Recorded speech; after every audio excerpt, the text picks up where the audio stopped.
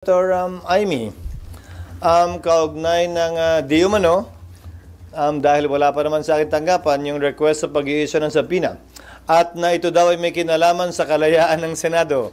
Nais kong sabihin, ang pagiging malaya ng Senado ay hindi pinapatunayan sa kada isang insidente kaugnay ng kagustuhan ng isang miyembro. Ito'y mababakas, makikita at mapapatunayan sa direksyong tinatahak ng aming institusyon. Nasabi ko na kanina, at alam na rin niya yun, na dahil sa pag-invoke ng executive privilege na sang-ayon sa mga naging desisyon ng Korte Suprema, ay minabuti ko na ito'y i-refer sa legal ng Senado para sa gayon ay matiyak na ang aming gagawing hakbang ay hindi makakadagdag ng gulo at hindi maglilikha ng constitutional crisis. Dahil sa dulo, anumang compulsory process na i-issue ng Senado na hindi kayang ipatupad ng Office of the Sergeant at Arms, siyempre hihiling ng tulong yan sa tanggapan ng Philippine National Police. Paano mo ipapatupad yon kung hindi sumasang-ayon ng executive doon? Yan ang simulain at bahagi ng tinatawag nating constitutional crisis na hindi ko papayagang mangyari o makadagdag pa sa kasalukuyang mga problemang kinakaharap ng ating bansa. Tinanong niyo ako kanina, sang-ayon ba sa pagkakaroon ng pagkakaunawaan o mas pagkakahiwa-hiwalay natin ang pagdinig na ito? Tingin ko yung pagdinig hindi. Pero kung gagawin namin itong hakbang na ito nang hindi pinag-aaralan ng lubusan, marahil ay hindi ito makakatulong sa pagkakaisa natin at dadagdag sa posibilidad na magkawatak-watak tayo lalo.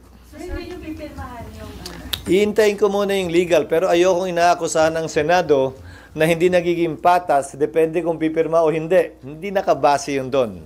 Gagawin ko pa rin palagi kung anong tama at naayon sa batas at hindi kung ano ang pangangailangan o kagustuhan ng isa o ilang miyembro.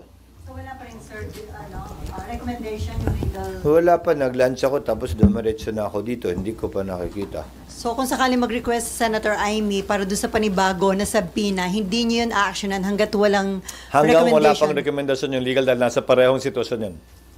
So hindi na ba maiwasan na madala pa ito sa Korte Suprema, sir? Pag-uusapan din.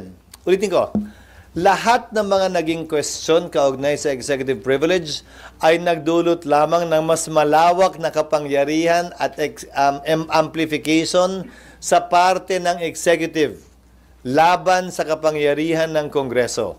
So isang konsiderasyon yun na dapat naming tingnan at suriin. Siyempre palagi may pag-asang mababaliktad yon, pero may pagkakataon at tsansa rin na lalong mapaigting yon. So isa sa mga konsiderasyon yun na aming titimbangin. So sir, ano yung situation ngayon? Parang may, ano ba ito? Confrontation between the executive and the Senate? Wala. Kaya ngayon ang iniiwasan ko eh.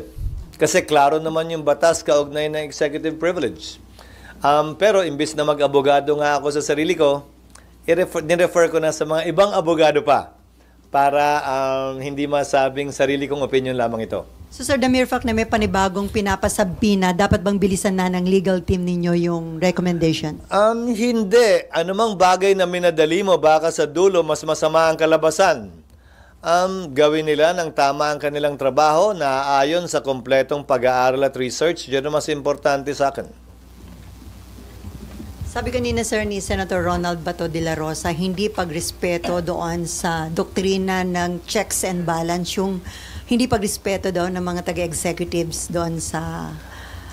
Yan ang eksaktong sinabi namin sa kaso ni Ermita at sa kaso ni Neri. Ang kinatigan ng Korte Suprema ay ang executive branch.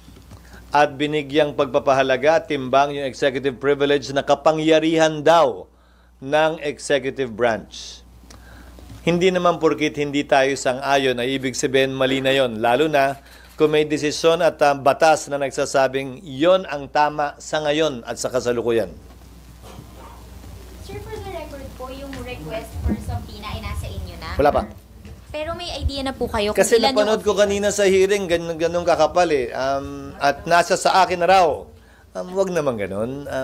Akala ko nga papadala na agad eh. Wala pa naman.